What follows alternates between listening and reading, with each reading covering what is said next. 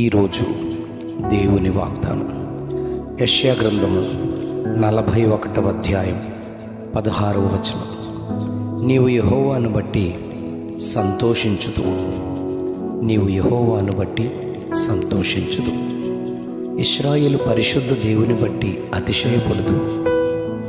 దేవుడు తాను ఏర్పరచుకునిన వాడైన యాకోబును తల్లి గర్భము నుండే ప్రత్యేకించుకొనగా, పేరు పెట్టి పిలిచిన వానిగా, నా సొత్తు అని ప్రకటించిన వానిగా ఉన్నాడని యాకోబు ఒకానొక దినాన దేవునితో సందర్శించి పోరాడి గెలిచి ఇశ్రాయేలుగా మార్చబడిన వాడని మనం చూస్తాం.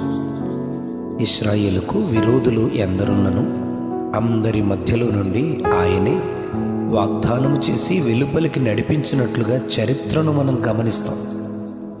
ఈ అధ్యాయంలో దేవుడు 3 సార్లు భయపడకుము అని చెప్పడం, 3 సార్లు సహాయము చేసేదను అని చెప్పడం, నా స్నేహితుడైన అబ్రహాము సంతానమా అని 41వ అధ్యాయం 8వ వచనంలో చెప్తూ, నీ మీద కోపపడిన వారు, నీతో వాదించువారు, నీతో కలహించువారు, నీతో యుద్ధము చేయువారు ఉన్నారు, కానీ వారు విస్మయముందెదరని, నశించిపోవుదురని, వారిని కనుగొనలేవు అని, అభావులవుదురు అని చెప్పుచు నీవు వారికి భయపడొద్దు అని దేవుడు ధైర్యపరుస్తూ ఉన్నాడు.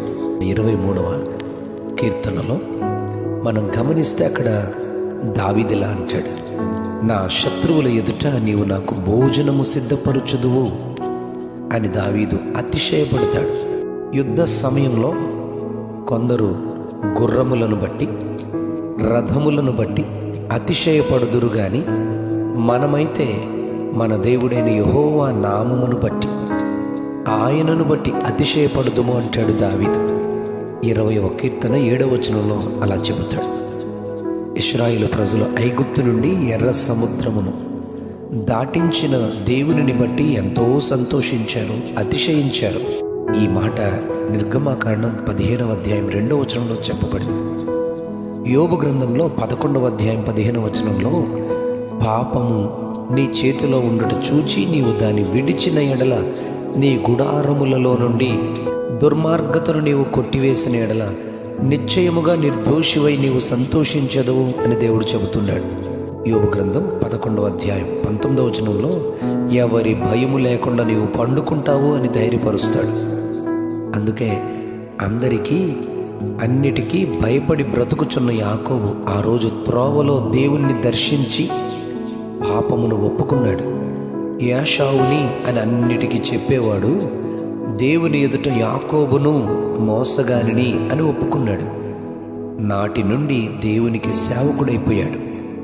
యెషయా గ్రంథం 41వ అధ్యాయం 6వ వచనంలో, నా సేవకుడైన ఇశ్రాయేలు అని దేవుడు పిలిచాడు. కనుకనే 41వ అధ్యాయం 15వ వచనంలో, కక్కులు పెట్టబడి పదును గల క్రొత్తదైన నురిపిడి మ్రాను అని, పర్వతములను నూర్చి పొడి చేయుదు అని, కొండలను పొట్టుగా చేయుదు అని, వాటిని గాలించి గాలికి చెదరగొట్టెదవని దేవుడు ఇశ్రాయేలును గురించి వర్ణించారు.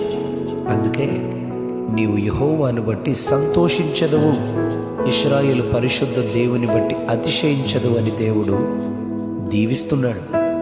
పాపము నుండి విమోచింపబడిన మనము, నీతిమంతులముగా తీర్చబడిన మనము ఆయనను బట్టియే అతిశయపడుదుము, ఆయనను బట్టియే సంతోషించదు. కనుక భయపడక దేవుని సహాయము ద్వారా శత్రువైన సాతాను యొక్క క్రియల నుండి విమోచింపబడి ఆయనకు సాక్షులుగా జీవించే కృపను దేవునిలో పొందుకుందుము గాక. Amen, amen, amen. నీవు యెహోవాను బట్టి సంతోషించుదువు, నీవు యెహోవాను బట్టి సంతోషించుదువు. ఆమెన్.